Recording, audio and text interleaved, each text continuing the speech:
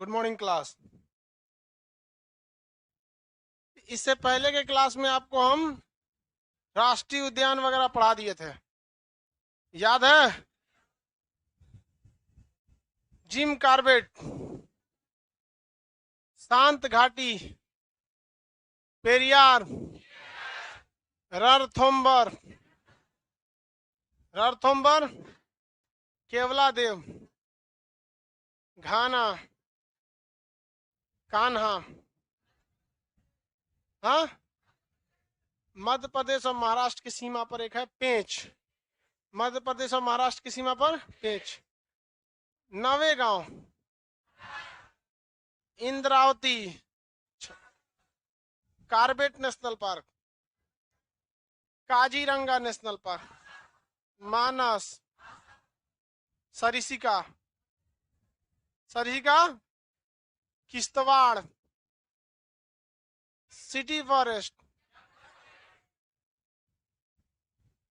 राजाजी, दिहांग दिहांग, डिब्रू सोखोया, नामदफा, बेतला राष्ट्रीय उद्यान, भीतरकणिका, मन्नार की खाड़ी, तमिलनाडु। मन्नार की खाड़ी नीचे तो हिमाचल प्रदेश में भेज दिया। नीचे से ऊपर भेज दिया उसको, समझ गया? बंगाल की खाड़ी है।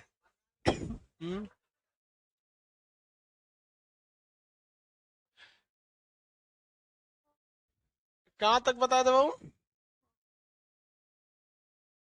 सादा नक्शा लाए हैं? कितने लोग सादा नहीं लाए हैं?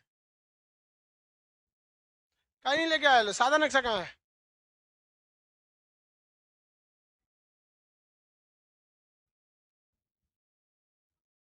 आज भरवा देंगे हम, नहीं लाए सब तो।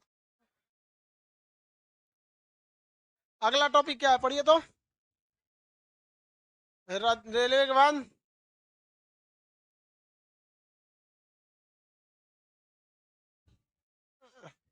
रहने दीजिए, आप लोग मत बोलिए। लोग नदी पढ़ाने के लिए बोले थे। चलिए, भारत की भौगोलिक विशेषता पढ़ा दिए हैं, भौगोलिक सीमा भी पढ़ा दिए हैं, भौतिक विभाजन नहीं पढ़ाए हैं, पठार वगैरह भी नहीं बताए। झील, जलप्रपात,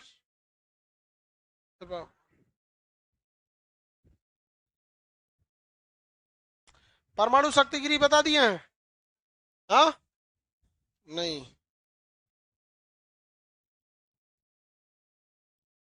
जीव मंडल रिजर्व वगैरह हो गया ना? चलिए बाबू, आते हैं यहाँ पे, देखिए ध्यान से। कर्क रेखा पर स्थित राज्य, पेज नंबर 74। पहले कर्क रेखा पर स्थित राज्य देख लेते हैं, फिर मकर रेखा पे, इसका नदी देख के इस साइड से खत्म कर देंगे। हो गया? कर्क रेखा पर स्थित राज्य, कितने राज्य हैं? कितने राज्य? कर्क रेखा पर कुल 8 राज्य हैं। कौन कौन? गुजरात, राजस्थान, मध्य प्रदेश, छत्तीसगढ़, झारखंड, पश्चिम बंगाल, त्रिपुरा, मिजोरम। कुल कितने राज्य? 8। पहला गुजरात, राजस्थान, मध्य प्रदेश, छत्तीसगढ़, झारखंड, पश्चिम बंगाल, त्रिपुरा, मिजोरम। उल्टा बोलिए तो, मिजोरम, त्रिपुरा, पश्चिम बंगाल, झारखंड, छत्तीसगढ़, मध्य प्रदेश, गुजरात, राजस्थान और गुजरात। 8 राज्य याद रहेगा। समय रेखा, ये हमारी कर्क रेखा का डिग्री कितना होता है? 23.5 डिग्री। किधर? नॉर्थ। अभी 23.5 डिग्री ये ग्लोब में पढ़ा दिए थे, वर्ल्ड नक्शा में पढ़ाते इसे। अब हमारा जो 82.5 डिग्री पूर्वी देशांतर है ना, यूपी, मध्य प्रदेश, छत्तीसगढ़, उड़ीसा, आंध्र प्रदेश से जाता है। कितना है? 82.5 डिग्री पूर्वी देशांतर, 82.5 डिग्री। हाँ, 5 राज्यों से गुजरता है वो। 5.5 घंटा तो वो ग्रीनविच लाइन से आगे है। ये वर्ल्ड का टॉपिक है ना, अभी आपको इंडिया में बस ये 5 राज्य याद रखने हैं। कितने राज्यों से समय रेखा होकर गुजरती है?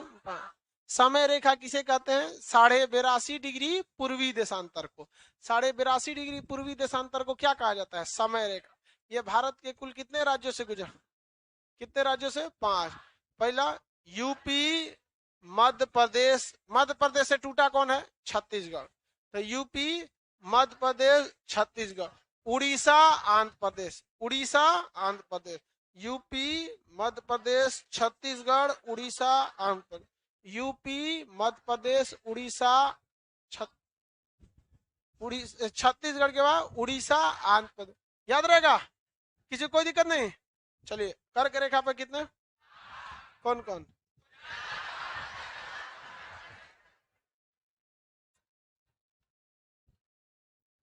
ठीक है। आप अगर ध्यान से देखिएगा तो मध्य प्रदेश और छत्तीसगढ़ ऐसे राज्य है जिसमें से दोनों रेखा जा रही है, दोनों दोनों जा रही है। समय रेखा भी जा रही है मध्य प्रदेश और छत्तीसगढ़ से, और कर्क रेखा भी मध्य प्रदेश और छत्तीसगढ़ से ही जाती है।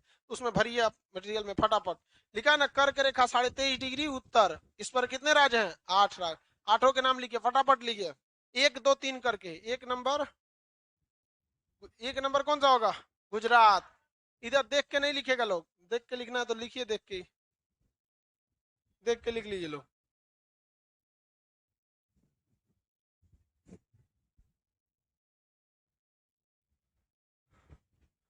हो गया? कितने राज्य हैं? 8। जल्दी जल्दी फटाफट भरिए। 8 राज्य: गुजरात, राजस्थान, मध्य प्रदेश, छत्तीसगढ़, झारखंड, पश्चिम बंगाल, त्रिपुरा, मिजोरम। त्रिपुरा और मिजोरम। कंप्लीट हो गया? चलिए, समय रेखा पर कितने हैं? 5। पांचों के नाम लिखिए। उत्तर प्रदेश, मध्य प्रदेश, छत्तीसगढ़, उत्तर प्रदेश, मध्य प्रदेश, छत्तीसगढ़, उड़ीसा, आंध्र, उड़ीसा और आंध्र प्रदेश। कंप्लीट हो गया? जिसका छूटा हो मिलाइए।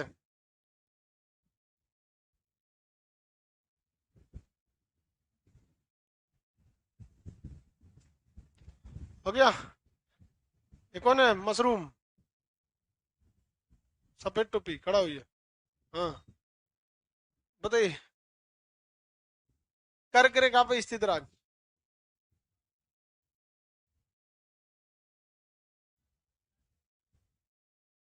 ठीक है, बढ़िया। याद हो गया? किसी को कोई दिक्कत नहीं है? ये तो कभी कभी भूले भटके, जिससे जीडी का भी आ रहा है ना, वैकेंसी तो आ ही चुकी है। जनवरी में शायद एग्जाम ले ले, दिसंबर लास्ट या जनवरी में जीडी। ठीक है, तो जीडी का जब होगा तो उसका उस समय बैच। अभी दरोगा का बैच कब से है? 26। आज कितना तारीख है? 24 है। 26 से दरोगा का बैच है, जब बीपीएससी दोनों का कंबाइंड बैच है। और बीपीएससी के लिए एक तो बुक भी अभी लिख रहे हैं, तो खैर तो बहुत हाई लेवल की बुक है। हाँ, बुक लिख दिए, अब उसको प्रिंट में देना है। और प्रिंट में जानते ही हम ज्यादा महंगा बुक हम छापते नहीं है। मतलब बुक महंगी क्यों हो जाती है? प्रॉफिट को लेके ज्यादा और मार्केटिंग पे खर्च हो जाता है। हमरा के लिए कौन सी मार्केटिंग करना है? एक बार बोल देंगे हमरा बुक है, हो गया मार्केटिंग। हाँ, उसके बाद मार्केटिंग। अब प्रॉफिट से हमरा कोई मतलब नहीं रहता। जितना हमको प्राप्त है मेरे लिए वो पर्याप्त है, बस। ज्यादा होता कि नहीं रहता है। इसलिए बुक बहुत जल्दी छप गई, मतलब प्रिंट पूरा हो चुका, मतलब उसका जो तैयार हो चुका है, अब बस उसको प्रिंट में भेज देना है। उसको बहुत जल्दी आ जाएगी, बहुत हाई लेवल मतलब। लेकिन वो थोड़ा सा लेवल उसका क्या है, ज्यादा, तो वो भी आएगा। हाँ, यूपीएससी बीपीएससी दोनों रहेगा उसमें। जीडी उडी वाला उसके ऊपर से चल जाएगा, उसके ऊपर से। जीडी वाला कहेगा ये कौन सी किया है इसे वहां पे। चलिए ध्यान से समझिए। अब इसके आगे का टॉपिक है नदी, है ना? नदी, तो नदी पढ़ा दे। कौन सा टॉपिक है? नदी। कौन सा टॉपिक है भाई? नदी। देखिए ध्यान से, नदी में सबसे पहले क्या लिखा हुआ है? मुख्य नदी। उसके बाद क्या लिखा है? सहायक नदी। देखिए, मुख्य नदी क्या होती है? ये किसी पर्वत वाले क्षेत्र से निकलती है, और जिधर ढाल कम रहता है उधर की ओर चल देती है। वो क्या हो जाती है भाई? मुख्य नदी। यहाँ पर ढाल जिधर कम हो गया उधर नदी ये चली गई। नदी का नाम मान के चलिए ए। कौन सी नदी है? ए नदी है। अब इसके रास्ते में कुछ छोटी छोटी नदियां आती हैं सब। इसके रास्ते में क्या आएंगी? छोटी छोटी नदियां आती हैं सब। वो आके इसमें क्या हो जाती है? मिल जाती है। एट रैंडम किसी किसी दिशा से आगे क्या हो जाती है? मिल जाती है। तो इन छोटी नदियां भी इसके में पानी को बढ़ा देती हैं, ट्रिब्यूट करती है। नहीं कहते हैं हमारी भी ये कंट्रीब्यूट है, क्या है? कंट्रीब्यूशन है मेरा भी। तो इसमें छोटी छोटी नदियां भी आके मिल जाती है। जैसे मान के चलिए 1 नंबर, 2 नंबर, 3, 4, 5, 6। इसमें मुख्य नदी कौन सी है बाबू? एक। और इसकी जो ट्रिब्यूटरी है, सीबीएसई वाला सहायक नदी को क्या कहता है? ट्रिब्यूटरी। तो इसकी ट्रिब्यूटरी कौन है? 1 से लेके 6 तक। 1, 2, 3, 4, 5, 6। तो ट्रिब्यूटरी इसकी कितनी है सब? ज्यादा है, 6 ठो है। मुख्य नदी कौन है? अब आप बताइए कि इसमें सबसे गहरी कौन सी हो? मुख्य नदी। और अगर मुख्य नदी से सहायक नदी गहरा हो जाएगा तो मुख्य नहीं होगा। मुख्य उसी को बनाया जाता है जो क्या रहता है? गहरा रहा। उसमें सबसे गहरा रहना चाहिए। ऐसा नहीं कि फिर सहायक क्यों कहलाएगा? फिर जो कम गहरा है वो सहायक हो जाता है, और जो ज्यादा गहरा रहेगा वो क्या हो जाता है?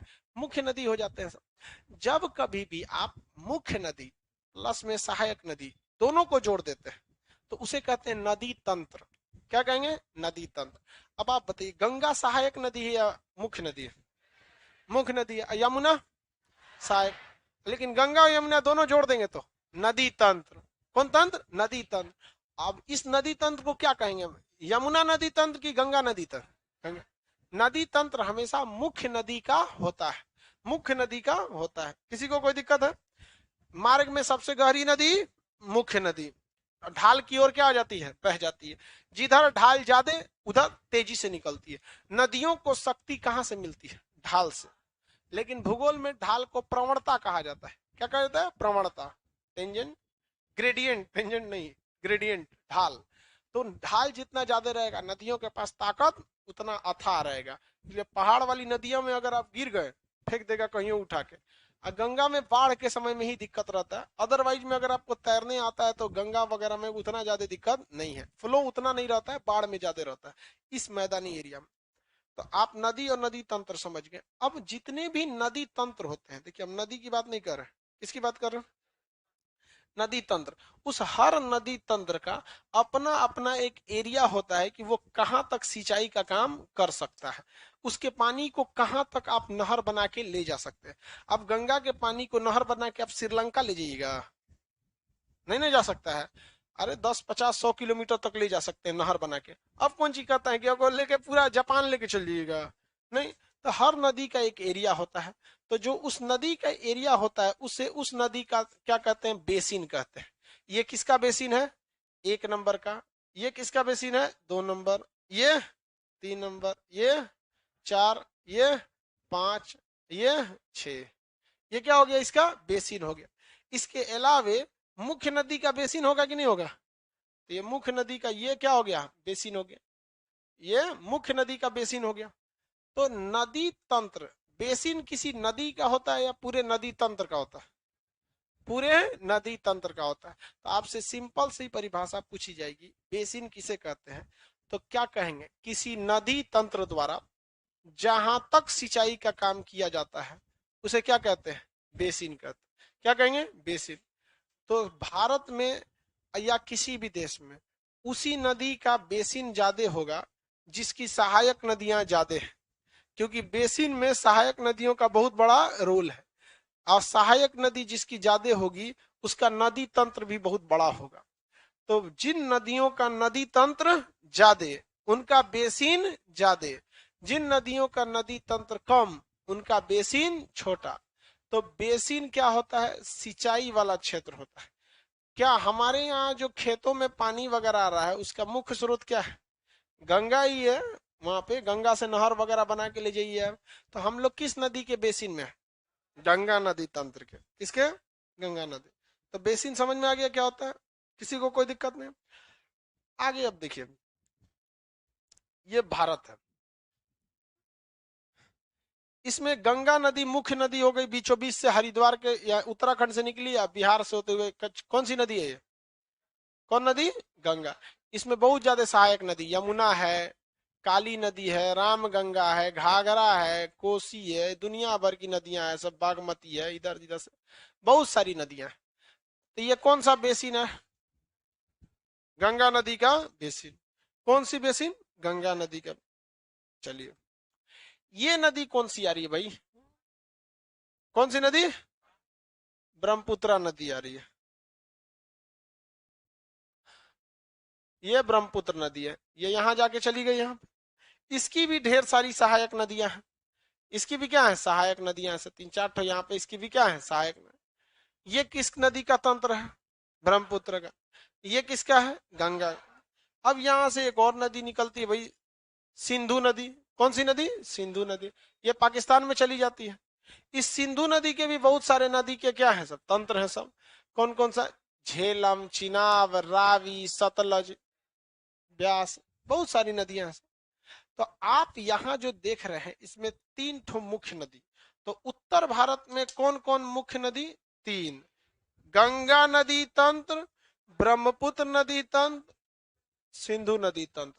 बाकी जितनी नदियां देखे हैं सब इन्हीं तंत्र में किसी ना किसी एक की हिस्सा है, सहायक नदियां हैं। अभी बताइए ये कौन सा बेसिन है? किस नदी का बेसिन होगा ये? किसका बेसिन होगा? गंगा नदी का बेसिन होगा। ये कौन सा बेसिन है? सिंधु नदी का बेसिन है। ये कौन सा बेसिन है? ब्रह्मपुत्र नदी का बेसिन है। तो अलग अलग नदी है। ये कौन सा बेसिन है? ब्रह्मपुत्र नदी। ये कौन बेसिन? सिंधु नदी का बेसिन। ये कौन बेसिन? गंगा नदी का बेसिन। तो दो बेसिन को अलग करने वाला कौन सा जगह होगा कि हम कोई ना कोई एक डिवाइडेशन के लिए होना चाहिए कि नहीं, कि इसके उधर दूसरा बेसिन, इसके इधर दूसरा बेसिन। तो दोनों को विभाजन करने के लिए एक विभाजक होना चाहिए, जिसे हम हिंदी में कहते हैं जल विभाजक। क्या कहेंगे? जल विभाजक। दो नदी तंत्रों के जल को अलग करने वाले को हम जल विभाजक कहते हैं। क्या कहते हैं? किसी को कोई दिक्कत नहीं है। अब ये जल विभाजक दो तरह से हो सकता है। या तो जमीन धंस जाए कि इधर वाला पानी इधर चल जाए, इधर वाला पानी भी इधर चल जाए, आपस में मिल ना पाए, समुद्र के पास धंस जाए। जैसे ब्रह्मपुत्र, बांग्लादेश क्या है? धंस गया है। उस धंसे वाले एरिया को क्या कहते हैं? मालदा दरार। तो बांग्लादेश की जमीन धंस गई है। तो यहां से जो नदी आती है क्या इस यहां तक आ जाती है? धंस की इसी में चली जाती है। और गंगा नदी जो जाती है क्या पूर्वोत्तर भारत में जा पाती है? वो यहां धंस जाती है। तो जो मालदा दरार है वो इन दो नदियों को मिलने नहीं देता है। और यहां पर जो चंडीगढ़ जो जगह है, चंडीगढ़, चंडीगढ़ की जमीन ऊंची है। चंडीगढ़ की जमीन क्या है? ऊंची है, पहाड़ी टाइप की है हल्का सा। जैसे रायसीना का पहाड़, दिल्ली में पहाड़ दिखता नहीं है लेकिन है पहाड़ी। कौन सी पहाड़ी? रायसीना की पहाड़ी, लेकिन दिखता थोड़ी है वहां पे। तो वैसे ही यहाँ पर जो चंडीगढ़ जो जगह है वो थोड़ा सा ऊंचा है, जिससे हम लोग ज्योग्राफी में कहते हैं दिल्ली रीज। क्या कहेंगे? दिल्ली रीज या चंडीगढ़ उच्च भूमि। कौन सी भूमि? चंडीगढ़ उच्च भूमि। बताइए, चंडीगढ़ उच्च भूमि का दूसरा नाम है दिल्ली रीज। ये किन दो नदी तंत्र को अलग करता है? सिंधु और सतलज। सिंधु और सिंधु और गंगा। सिंधु और गंगा नदी तंत्र को अलग कौन करता है? हाँ, चंडीगढ़ या दिल्ली रीज। चंडीगढ़ उच्च भूमि या दिल्ली रीज। तो जल विभाजक समझ गए? दो नदी को अलग करेगा या दो नदी तंत्र को? दो नदी तंत्र को अलग करता है। उसी तरह पूरे भारत का जल विभाजक का काम करता है आपका सतपुड़ा पर्वत। कौन सा पर्वत? सतपुड़ा पर्वत। इसके ऊपर की नदियां दूसरे दिशा में और इसकी नीचे की नदियां दूसरे दिशा में। तो पूरे भारत के लिए जल विभाजक का काम कौन करता है? सतपुड़ा पर्वत। पूरे भारत का जल विभाजक सतपुड़ा पर्वत।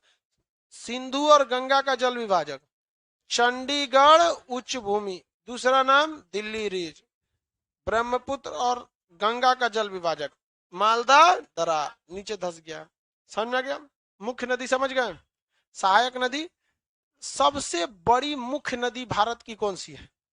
गंगा, 2525 किलोमीटर, लगभग 2500 किलोमीटर जाती।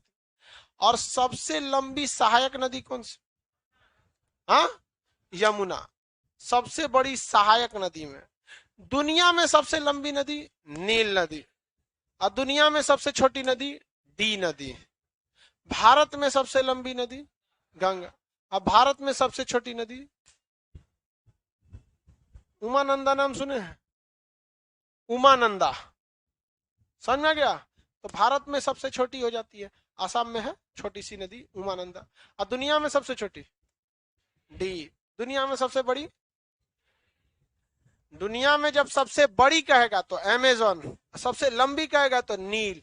बड़ा में ना क्या होता है, पानी और चौड़ाई भी देख ली जाती है। जैसे भारत की सबसे बड़ी नदी ब्रह्मपुत्र, लंबी नदी, समझ में आ गया कि नहीं आ गया? तो लंबी में केवल लंबाई देखते हैं, अब बड़ी में उसमें चौड़ाई और जल की मात्रा भी देखते हैं।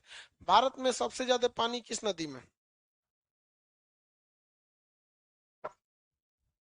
ब्रह्मपुत्र में। जबकि सबसे लंबी नदी, सबसे लंबी, आगे बढ़े, इतना भरवा दे पहले, उसके बाद नदी तंत्र को पढ़ाएंगे। भारत में देखिए कितने नदी तंत्र उत्तर भारत में देखें, हाँ 3। हालांकि इसके अलावे भी नीचे दिखेगा आपको नदी तंत्र। एक बंगाल की खाड़ी में गिरने वाली नदियां दिखेंगी आपको, देखिए ना, महानदी देखिए ना, महानदी, गोदावरी, कृष्णा, कावेरी। और कुछ अरब सागर में दिखने को मिलेगा, नर्मदा, ताप्ती, इस साइड से देखेंगे यहाँ पे पेरियार, ये सब यहाँ पे उस साइड से भी नदी गिरती है, माही नदी, साबरमती नदी। तो हम लोग नदियों को कई डिजाइन से बांटते हैं। हिमालय से निकलने वाली नदियों को 3, ब्रह्मपुत्र नदी तंत्र, गंगा नदी तंत्र, सिंधु नदी। और प्रायद्वीपीय भारत में नदियों को कितने भाग में? 2, बंगाल की खाड़ी में गिरने वाली नदियां और अरब सागर में गिरने वाली नदियां। तो हम भारतीय नदी जो है, रिवर जो है, इसे कितनी भाग में बांट सकते हैं? 2 भाग में। प्राइमरीली तो हम इसे कितने भाग में बांटेंगे? 2। एक जो निकलेगी किससे? हिमालय से। कहां से निकलेगी? हिमालय। और दूसरा एक तो प्रायद्वीप से। कितने से? प्रायद्वीप से। हिमालय से निकलने वाले को कितने भाग में? 3। कौन कौन? सिंधु, गंगा, ब्रह्मपुत्र, या ब्रह्मपुत्र, गंगा और सिंधु। और इसको कितने भाग में? 2। कौन कौन? बंगाल की खाड़ी में गिरने वाली और अरब सागरी में गिरने वाली। समझ में आ गया? किसी को कोई दिक्कत नहीं? पहले इतना भरवा दे। फिर पहला क्या लिखा हुआ है? मुख्य नदी लिखे, यह किसी पर्वतीय ग्लेशियर से निकलती है, यह किसी पर्वतीय ग्लेशियर से निकलती है, किसी पर्वतीय ग्लेशियर से निकलती है, यह किसी पर्वतीय ग्लेशियर से निकलती है और ढाल के अनुरूप बहती है, ढाल के अनुरूप बहती है, मार्ग में सबसे गहरी होती है। ढाल के अनुरूप बहती है और मार्ग में सबसे गहरी होती है, अपने रास्ते में सबसे गहरी होती है। ढाल के अनुरूप बहती है और मार्ग में सबसे गहरी होती है। ढाल के अनुरूप बहती है और मार्ग में सबसे गहरी होती है। हो गया? उसके नीचे सहायक नदी। सहायक नदी को इंग्लिश वाला क्या बोलता है? ट्रिब्यूटरी। क्या लिखे हैं आप? सहायक नदी में क्या लिखे हैं? कुछ नहीं लिखे। सहायक नदी में यह मुख्य नदी में आकर मिल जाती है, इसकी गहराई कम होती है। यह मुख्य नदी में आकर मिल जाती है, इसकी गहराई कम होती है। यह मुख्य नदी में आके मिल जाती है, इसकी गहराई कम होती है। यह मुख्य नदी में आकर मिल जाती है, इसकी गहराई कम होती है। मुख्य नदी में आकर मिल जाती है, इसकी गहराई कम होती है।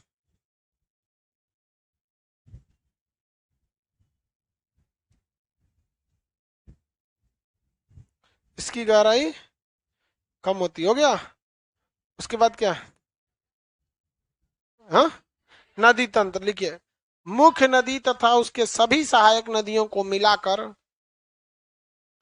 मुख्य नदी तथा उसके सभी सहायक नदियों को मिलाकर, मुख्य नदी तथा उसके सभी सहायक नदियों को मिलाकर, मुख्य नदी तथा उसके सभी सहायक नदियों को मिलाकर नदी तंत्र बनता है। नदी तंत्र बनता है।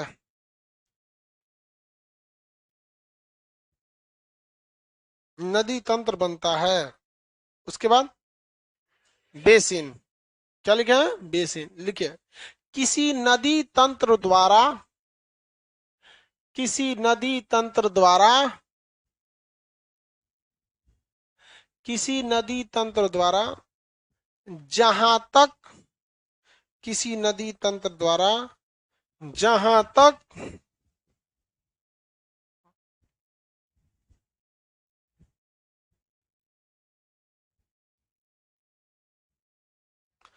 किसी नदी तंत्र द्वारा जहां तक सिंचाई का कार्य किया जा सके, सिंचाई का कार्य किया जा सके, जहां तक सिंचाई का कार्य किया जा सके, उस क्षेत्र को नदी तंत्र कहते हैं। हाँ, बेसिन कहते हैं, उस क्षेत्र को बेसिन कहते हैं, उस क्षेत्र को बेसिन कहते हैं, उस क्षेत्र को बेसिन कहते हैं। उसके बाद लिखा है सबसे बड़ा बेसिन। एक नंबर लिखिए, एक नंबर गंगा, दो नंबर सिंधु, एक नंबर गंगा, दो नंबर सिंधु, तीन नंबर गोदावरी, तीन नंबर गोदावरी, तीन नंबर गोदावरी। देखिए इसका पहले एक बार ट्रिक देख लीजिए, लिख लीजिएगा अपने से। गधा जो होता है ना, गधा, गधा सुने हैं, नहीं देखे हैं, शीशा में देखिएगा आप लोग। गधा शेर के गोद में बैठ सकता है, सिंह के गोद में, गधा सिंह के गोद में। गधा से गंगा, सिंधु, गोदावरी, सबसे ज्यादा, सबसे बड़ा बेसिन गंगा का।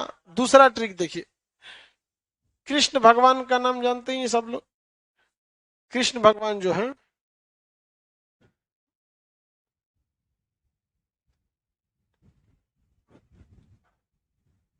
कृष्ण ब्रह्मा भगवान है, ब्रह्मा से महान है कि नहीं है, महान नहीं, क्योंकि कृष्ण भगवान किसके अवतार है, विष्णु के अवतार है। और अवतार में 100% भगवान नहीं आते हैं।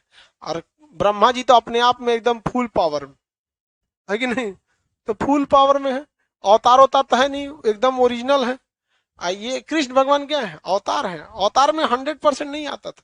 राम जी भी किसके अवतार थे, कृष्ण के बोलता है बकलो, विष्णु भगवान के। तो अवतार में क्या 100% आते हैं ना, तनी तनी गुण। तो ये दूसरा बात, कृष्ण ब्रह्मा से महान नहीं। देखिए ना, गधा शेर के गोद में बैठेगा, ना कृष्ण भगवान ब्रह्मा से महान होगा। तो ऐसे ट्रिक में याद रखेंगे। एक नंबर में गंगा नदी, एक नंबर में गंगा, दो सिंधु, तीन गोदावरी, चार कृष्णा नदी, चार कृष्णा नदी, पांच ब्रह्म से ब्रह्मपुत्रा नदी, छह महानदी, सात नर्मदा नदी, सात नर्मदा नदी। तो नंबरिंग करके लिखिए। एक नंबर में क्या लिखे हैं, गंगा, दो नंबर सिंधु, तीन नंबर गोदावरी, तीन नंबर गोदावरी, चार नंबर कृष्णा, चार नंबर कृष्णा, पांच नंबर ब्रह्मपुत्र, पांच नंबर ब्रह्मपुत्र, पांच नंबर ब्रह्मपुत्र, छह नंबर महानदी, छह नंबर महानदी, सात नंबर नर्मदा, सात नंबर है नर्मदा नदी। कौन सी नदी, नर्मदा नदी। हो गया, ट्रिक लिख लीजिए, नीचे खाली जगह होगा ट्रिक के लिए, ट्रिक ऐसे ही लिख लीजिए।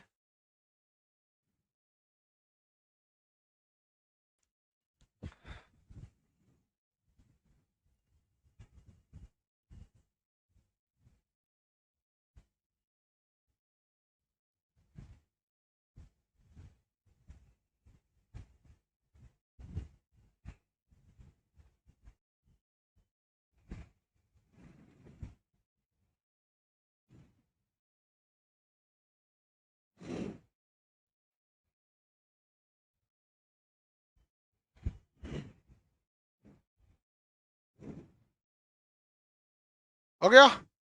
अब उसके नीचे क्या है, जल विभाजक लिखिए, दो नदी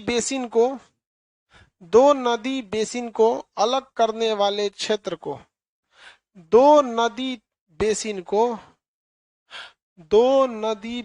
को अलग करने वाली भूमि को, दो नदी बेसिन को अलग करने वाली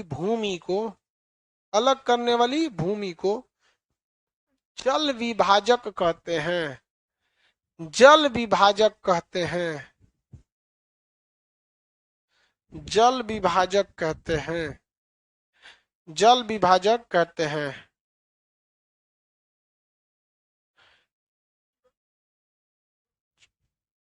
जल विभाजक कहते हैं। चंडीगढ़ उच्च भूमि या दिल्ली रीज, दिल्ली रीज, ये किस चीज का जल विभाजक है? किसका है? किसका किसका?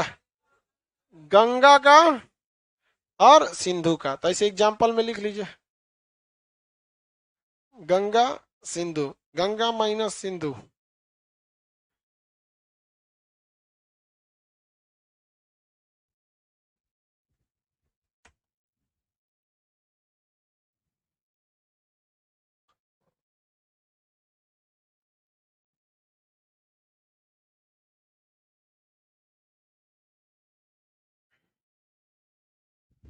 हो गया। उसका भारत की नदियां हटा दें। चंडीगढ़ उच्च भूमि या दिल्ली रीज किसे अलग करता है? सिंधु नदी बेसिन और गंगा नदी बेसिन। आपके पास सादा नक्शा होना चाहिए, है ना? चलिए सादा नक्शा खोलिए। सबके पास सादा नक्शा होना चाहिए।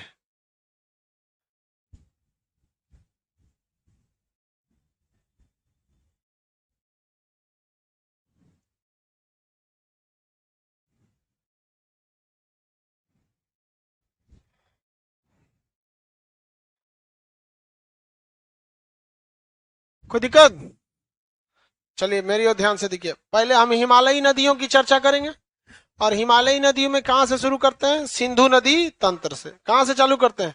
सिंधु नदी तंत्र से। देखिए मेरी ओर ध्यान से, सिंधु नदी मानसरोवर झील से निकलती है। कहां से निकलेगी? मानसरोवर झील से। मानसरोवर झील कहाँ है? तिब्बत में। मानसरोवर झील तिब्बत में है। ये सिंधु नदी यहां से निकलते हुए कश्मीर के एकदम ऊपर ऊपर से जाती है, और यह पाकिस्तान के शहर कराची के पास कहां गिर जाती है? अरब सागर में। कराची के पास कहां से गिरती है? अरब सागर। सुनिए, रेलवे में क्वेश्चन पूछा था कि सिंधु नदी का उद्गम कहां से होता है? मानसरोवर। यूपीएससी में क्वेश्चन पूछा था कि सिंधु नदी मानसरोवर झील से निकलकर कश्मीर होते हुए पाकिस्तान के रास्ते अरब सागर में गिर जाती है। यह कराची शहर के किस दिशा से गिरती है? मतलब कराची शहर के पश्चिम से जाती है कि कराची शहर के पूरब से? हाँ, देखिए ये है हमारा नहीं, पाकिस्तान का कराची शहर। समझ में गया? किस साइड से जाती है? पूरब से। कराची के पूरब से। तो सिंधु नदी के किस दिशा में कराची शहर है? पश्चिम। कहां पे? पश्चिम में। पाकिस्तान का ये सबसे बड़ा शहर है कराची। आगे बढ़े। हाँ, कुछ दिन में चाइना ले लेगा इसको। हाँ, हम लोग को नहीं बेचेगा ना। देहात में देखते हैं किसी किसी से झगड़ा होता है तो अपन खेत किसी को बेच देगा वो, लेकिन किसी आदमी से कसम खैले रहता है कि हम ओकरा से ना बेचेंगे। समझ में आ गई ना? उसलिए वो किसी को बेच देगा, भारत से नहीं बेचेगा। कभी कभी मन करता है ना, हमें पास परमाणु बम रहता ना तो सुबेरे सुबेरे मार देते हैं, बाद में जो होता निपटते आदमी। ये वाला जगह मानसरोवर झील, कौन सी नदी? सिंधु नदी। इस सिंधु नदी में छोटी छोटी सहायक नदियां हैं जो ऊपर सियाचिन ग्लेशियर के पास से आके इसमें मिल जाती है, जिसमें नुब्रा और स्याक नदी है। नुब्रा और स्याक नदी। कौन सी? नुब्रा। और वो छोटी नदियां, उसको नक्शा में बनाने की जरूरत नहीं है। अब इसकी जो सहायक नदी है उसको समझिए। आप जिंदगी भर आपको झेलना पड़ेगा अगर आप क्या करेंगे, चरस नाम का विष खाएंगे तब। चरस जो होता है ना, चरस, गांजा, अफीम, एक तरह का जहर ही है जो जरा धीरे धीरे मारता है इंसान को। एक तरह का क्या है, जहर है। तो जिंदगी भर झेलना होगा अगर क्या करेंगे, चरस नाम का विष खाएंगे तब। झेलना से होगा झेलम नदी, च से होगा चिनाब नदी, र से होगा रावी नदी, स से होगा सतलज नदी, बीस से हो जाएगा ब्यास नदी। झेलम चिनाब रावी सतलज ब्यास, झेलम चिनाब रावी सतलज ब्यास, झेलम चिनाब रावी सतलज ब्यास। सिंधु की सहायक नदियों में झेलम चिनाब रावी सतलज ब्यास, झेलम चिनाब रावी सतलज ब्यास। और सियाचिन के पास से दो ठो, नुब्रा और स्याक, नुब्रा और स्याक, ये नदियां हैं सहायक। तो हम लोग को ये कौन सा बना लिए हैं, उत्तराखंड के ठीक ऊपर कौन सा झील है, मानसरोवर झील। कौन झील, मानसरोवर झील। अब दूसरा देखते हैं नदी, यहाँ पर हिमाचल प्रदेश से बहुत बहुत नदियां निकलती हैं सब। हिमाचल प्रदेश से बहुत नदियां निकलती हैं जिसका कोई हद नहीं। झेलम निकलेगी, चिनाब निकलती है यहाँ से, ब्यास निकलती है यहाँ से, कई सारी नदियां निकलती हैं सब यहाँ से। देखिए ध्यान से, अब ये कौन झील है, मानसरोवर झील। इसमें निकलेगी अब झेलम नदी। कौन सी नदी, झेलम नदी। ये ऊपरी भाग से इसे निकलती है झेलम नदी, यहाँ से शेषनाग झील के पास से, और भारत पाकिस्तान का सीमा बना के यहाँ रुक जाती है। रुके, पहले झेलम नहीं चिनाब बनाना पड़ेगा क्योंकि झेलम चिनाब की सहायक। देखिए, हिमाचल प्रदेश के ऊपरी भाग से, कहां से, हिमाचल प्रदेश के ऊपरी भाग से एक नदी निकलती जिसका नाम क्या है, चिनाब नदी। और ये चिनाब जाके किसमें कहां मिल जाती है, सतलज, सॉरी, सिंधु में। किसमें मिल जाती है, सिंधु में। चिनाब किसमें जाके मिल जाती है, सिंधु में। किसमें मिलेगी, सिंधु में। सिंधु की सबसे बड़ी सहायक कौन सी है, चिनाब।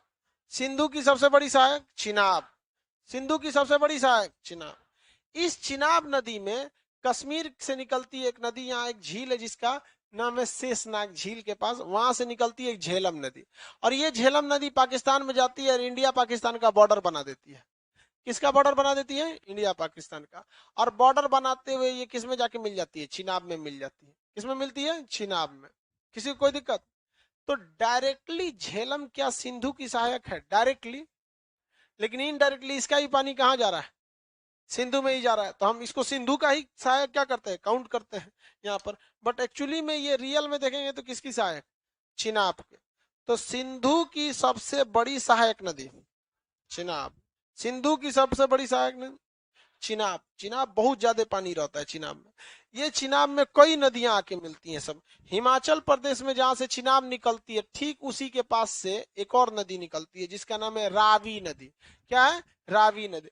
ये पंजाब के ऊपरी भाग होते हुए जाके किसमें मिल जाती है, चिनाब में। किसमें जाके मिल जाती है, चिनाब में। रावी भी किसमें मिल गई, चिनाब में। तो चिनाब में ऊपर से मिला झेलम, नीचे से मिला रावी, नीचे से मिला रावी, नीचे से रावी। अब यहाँ देखिए, ये एक नदी है, इसका नाम है सतलज नदी। ये भी कहां से निकलती है, मानसरोवर से। और ये हिमाचल प्रदेश के निचला भाग, पंजाब का निचला भाग होते हुए जाके किसमें मिल जाती है, चिनाब में। किसमें जाके मिलती है, चिनाब में। तो चिनाब की सबसे बड़ी सहायक सतलज, चिनाब की सबसे बड़ी सहायक, और सिंधु की सबसे बड़ी सहायक चिनाब, और चिनाब की सबसे बड़ी सहायक। चिनाब में ऊपर से मिला झेलम, नीचे से रावी, और नीचे सतलज, और नीचे में सतलज। अब यहाँ देखिए एक और नदी में, कौन कलर से उसको बनाए जी, काला बना देते हैं। ये नदी है ब्यास नदी। कौन नदी है, ब्यास नदी। हिमाचल प्रदेश से निकलती है कौन नदी, ब्यास। और पंजाब में किससे मिल जाती है, सतलज से। तो पंजाब में किससे मिली, सतलज से। और सतलज उसके पानी को ले जाके किसमें गिरा दिया, चिनाब में। और चिनाब ले जाके किसमें किया, सिंधु में। किसमें, सिंधु में। बताइए, सिंधु कहां से निकली, सिंधु निकली मानसरोवर। पाकिस्तान के किस शहर के पास गया, कराची में। सिंधु की सबसे बड़ी सहायक चिनाब। चिनाब कहां से निकलता है, हिमाचल प्रदेश। कहां से, हिमाचल। चिनाब जाके मिलेगा सिंधु में, चिनाब मिलेगा सिंधु में। चिनाब में ऊपर से आके मिलती है झेलम, नीचे से, हाँ, एकदम नीचे से सतलज, और सतलज में जाके गिर जाता है ब्यास, सतलज में ब्यास। तो हिमाचल प्रदेश से 3 बड़ी नदियां, कितनी बड़ी नदियां? 3। चिनाब भी कहां से निकला? हिमाचल प्रदेश। ब्यास भी हिमाचल प्रदेश, रावी भी हिमाचल प्रदेश में। तो हिमाचल प्रदेश से कितनी बड़ी नदियां? 3। समझ में आ गया? दोबारा बनाते हैं, क्या करते हैं? दोबारा बनाते हैं। अब थोड़ा सा और जूम करके बनाते हैं,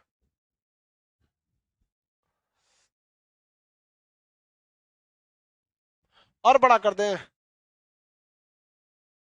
और बड़ा। कराची दिखबे नहीं करेगा। है कोई बात नहीं, उसको देखने की क्या जरूरत है, वैसे भी कुछ दिन बाद नहीं दिखेगा।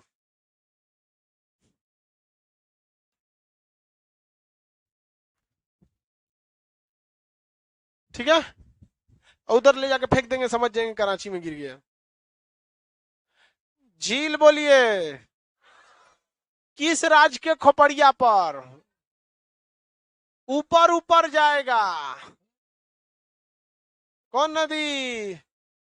पाकिस्तान के वो पार से निकालिएगा एकदम। कौन नदी है? सिंधु नदी। चलिए गुड। ये जगह झेलम नदी, चिनाब, कौन सा? चिनाब। कौन नदी निकलेगी? चिनाब। जाएगी कश्मीर के कहां से? नीचे नीचे, कश्मीर के नीचे नीचे। कौन नदी है? चिनाब। नदी का नाम चिनाब। बताइए, ये नदी झेलम भारत पाकिस्तान की हल्का दूर तक क्या बना देती है? सीमा। किस में मिल जाएगी? कौन सी नदी? झेलम। नदी का नाम झेलम। आगे बढ़े, झेलम नदी। अब बताइए, यहाँ पे ये निकलती है कौन नदी? रावी। पंजाब के किधर से? ऊपर ऊपर। कौन नदी? रावी। कौन नदी? रावी। कौन सी नदी? रावी नदी। अब यहाँ बताइए, ये नदी कौन जा रही है? सतलज। हिमाचल प्रदेश के नीचे नीचे, पंजाब के नीचे नीचे, कहा जाके मिल जाएगी? चिनाब में। किसमें मिलेगी? चिनाब। क्या नाम है? सतलज। क्या नाम है? सतलज नदी। क्या नाम है? सतलज। अब आएगी कौन सी नदी भाई? ब्यास। सफेद दिख रहा है कि नहीं? नहीं दिख रहा है। कौन नदी है ये? ब्यास। हिमाचल प्रदेश के बीचों बीच, पंजाब के बीचों बीच, किसमें जाके मिल जाती है? सतलज। नदी का नाम ब्यास। नदी का नाम ब्यास। बना लेंगे लोग, इजी है, सिंपल। एक बार फिर से बना के देखें, फिर बनाते हैं लोग। बनाने में क्या लगता है, 4 बार 5 बार प्रैक्टिस कीजिएगा, बन जाएगा। सोच समझ के ज्यादा दिमाग लगा के बनाइएगा ना, नहीं बनेगा। इतने दूर ले ये करते हैं, इतने दूर का ना काम है।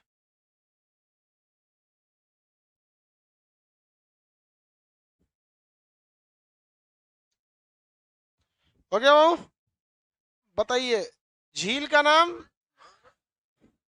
यहां से एकदम कश्मीर के ऊपर ऊपर, एकदम ऊपर ऊपर निकाल के इधर कहा जाएगा? कराची।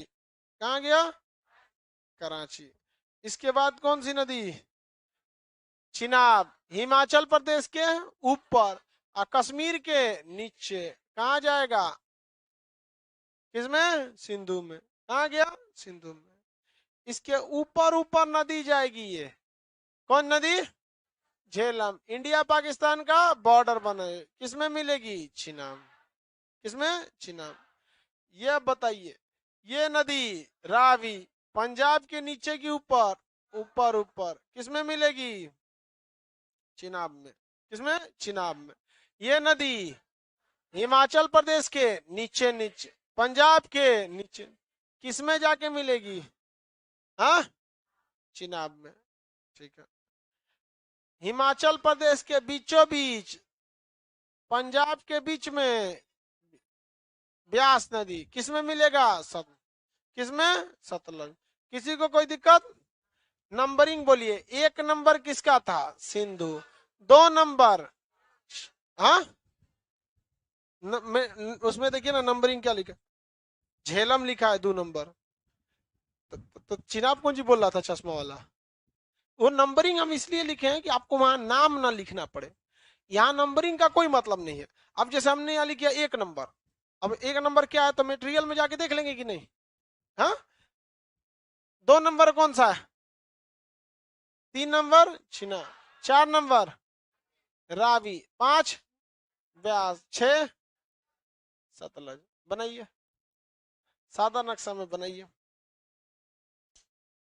सादा नक्शा में बनाएंगे, आराम आराम से बनाएंगे। को चटकार बनाता है सब, फिर पता चलता है गलती हो गया, तब तक वहां नदी गढ़ा खोद दी।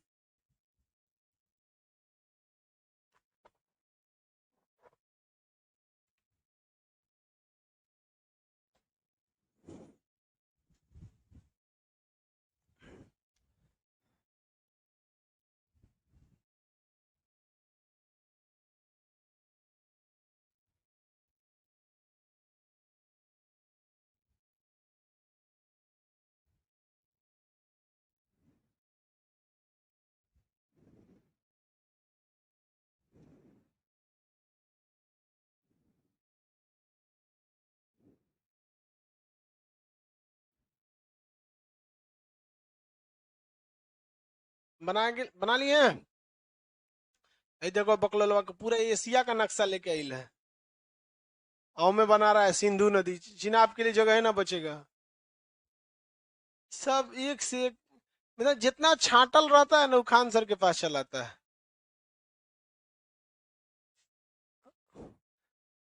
देख लेगा कि हम चारों ओर से रिजेक्ट हैं, चलो खान सर के पास।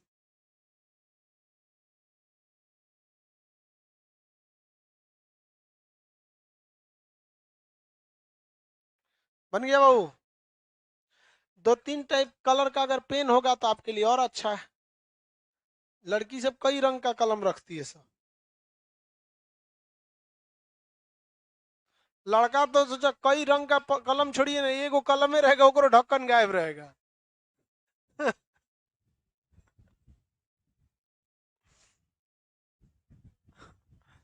लड़की से एकदम साफ सुथरा ही सब रखती है सब। नोट्स वगैरह खूब अच्छा से बना बना के, पढ़ाई करे ना करे वो अलग मैटर है, नोट्स एकदम तगड़ा रहना चाहिए।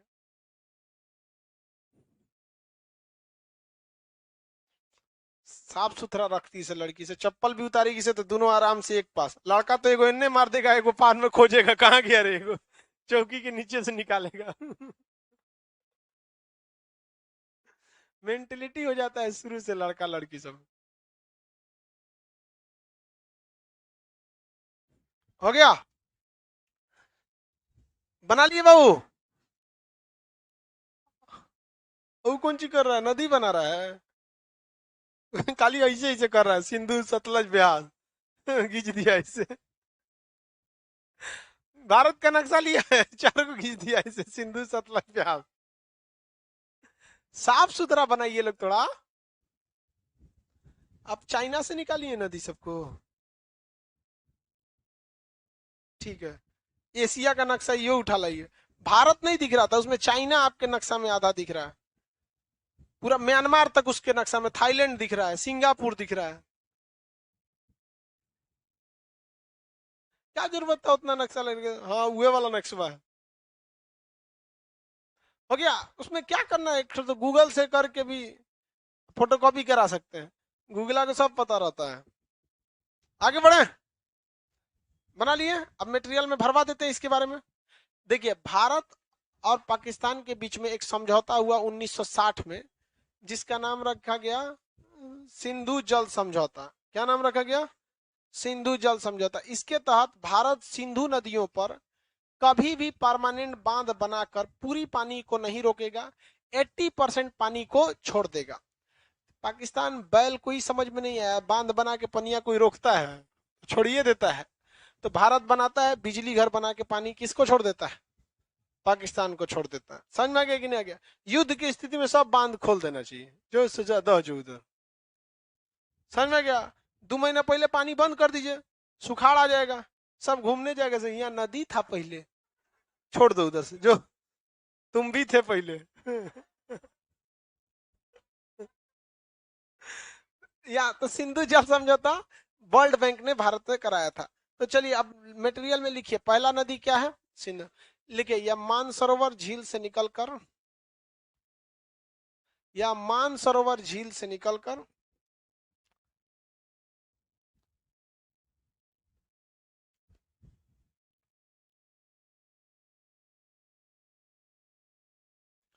यह मानसरोवर झील से निकलकर कश्मीर होते हुए कराची के पूरब से अरब सागर में गिर जाती है। कश्मीर होते हुए कराची के पूरब से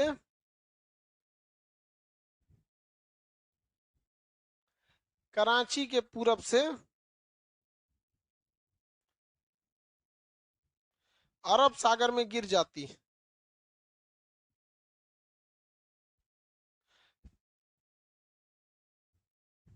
अरब सागर में गिर जाती। हो गया, अरब सागर में गिर जाती। सिंधु जल समझौता 19 अंट जाएगा ना जी उसमें। सिंधु जल समझौता 1960 के तहत, सिंधु जल समझौता 1960 के तहत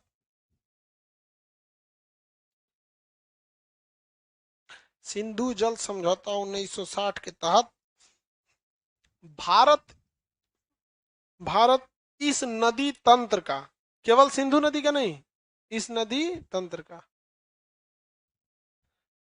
20% जल प्रयोग कर सकता है। 20% जल, 20%, बाकी 80% छोड़ना पड़ेगा।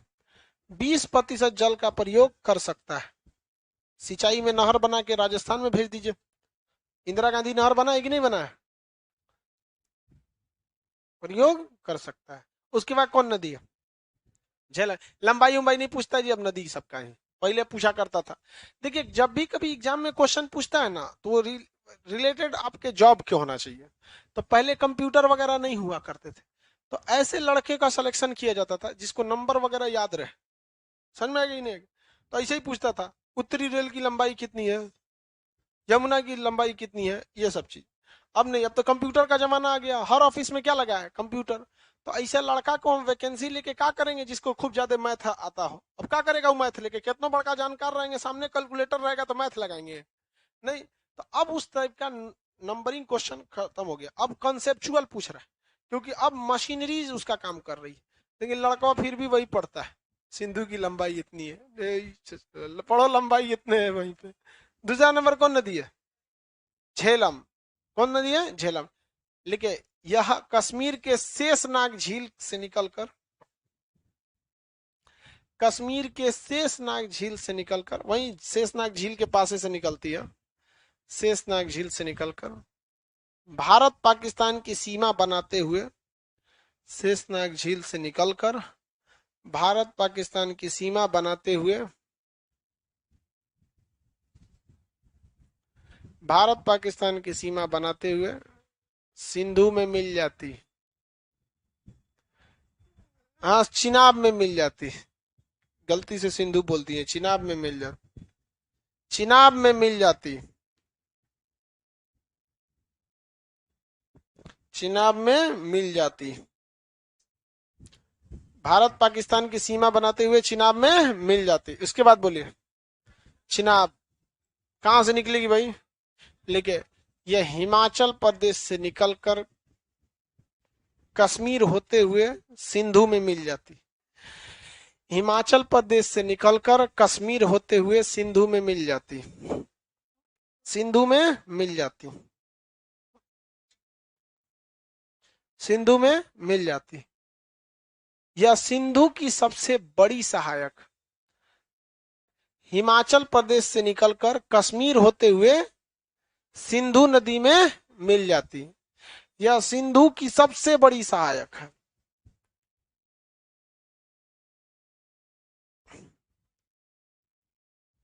सिंधु की सबसे बड़ी सहायक है, सबसे बड़ी सहायक है। उसके बाद कौन नदी? रावी। लिखिए, यह हिमाचल प्रदेश से निकलकर पंजाब के ऊपरी भाग होते हुए, यह हिमाचल प्रदेश से निकलकर पंजाब के ऊपरी भाग होते हुए, यह हिमाचल प्रदेश से निकलकर पंजाब के ऊपरी भाग होते हुए, हिमाचल प्रदेश से निकलकर पंजाब के ऊपरी भाग होते हुए, ऊपरी भाग होते हुए सिंधु में मिल जाती, चिनाब में मिल जाती, चिनाब में मिल जाती, ऊपरी भाग होते हुए चिनाब में मिल जाते, चिनाब में मिल जाती।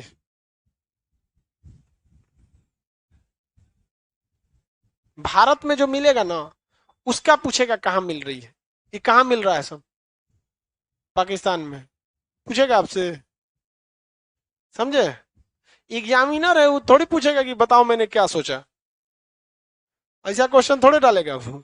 जो चीज इंडिया में रहती है उसका स्पेसिफिक पूछता है। उसके बाद कौन नदी है, ब्यास, लिखिए, यह हिमाचल प्रदेश के ब्यास कुंड से निकलकर, हिमाचल प्रदेश के ब्यास कुंड से निकलकर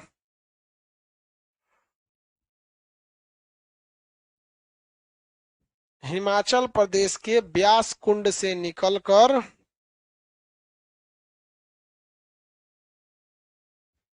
हाँ, ब्यास कुंड से निकलकर पंजाब में सतलज नदी में मिल जाती, पंजाब में सतलज नदी पर मिल जाती,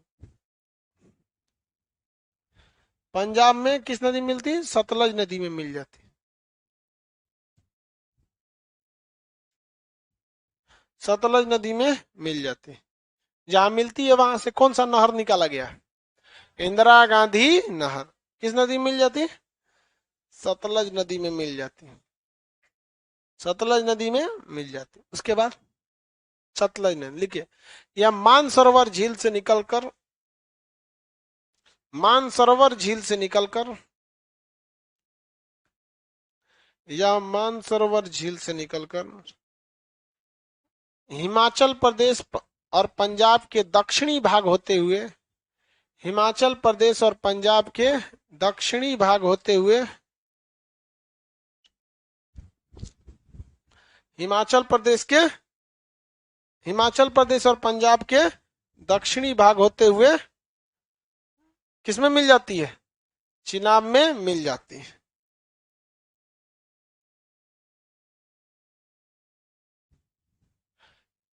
चिनाब में मिल जाते हैं।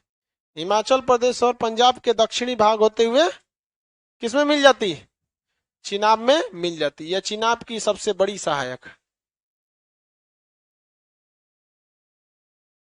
यह चिनाब की सबसे बड़ी सहायक। हो गया। उसके बाद क्या लिखा है, ट्रिक में लिख लीजिए,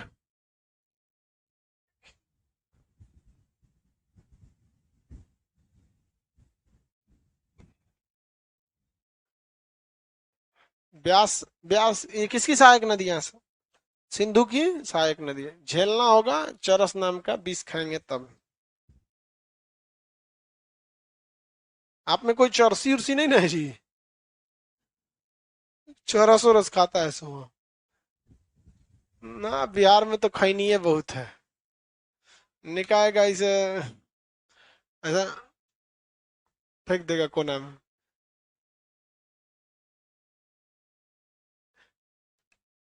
दोस्त ही आपको नशा का आदत दिलाते हैं सब, समझ में आया ना। इसलिए दोस्तों से जब भी कभी नशा, आज के वक्त में भी हमारे कई दोस्त हैं सब जो ड्रिंक करता है सब, और सब दुकान पीता है सब 2000 3000 वाला, इतना बड़का, हमसे कहता है भाई तुम हमारे लिए शैंपेन मंगा दो, हम कहें कि तू कुछ भी कहो हम दिला देंगे तुमको, हमसे ये सब चीज मत बोलना, यही दोस्ती है। हम कहे हाँ यही दोस्ती है, स्पेशल लोग का स्पेशल दोस्त। लाइफ में हम कभी बीच में रहना ही नहीं सीखे, हाँ या ना, यही मतलब कौन ची है, तुम कुछ भी कहेगा तो कर देंगे। अब तू दोस्त है तो हम तो ऐसे कहेंगे कि तू कोनो काम बोलेंगे तो तुम भी नहीं कर सकते हो, एक लिमिटेशन है। वैसे हमारे लिए भी लिमिटेशन है, शराब पी आएंगे हम तोरा अपना पैसा से, अपने से खरीद के पी करा, बदल गया है, हम कहें कि बदल गया है, कहिया तोरा खरीद के पिया है ही बताओ ना, बदल गया है यार।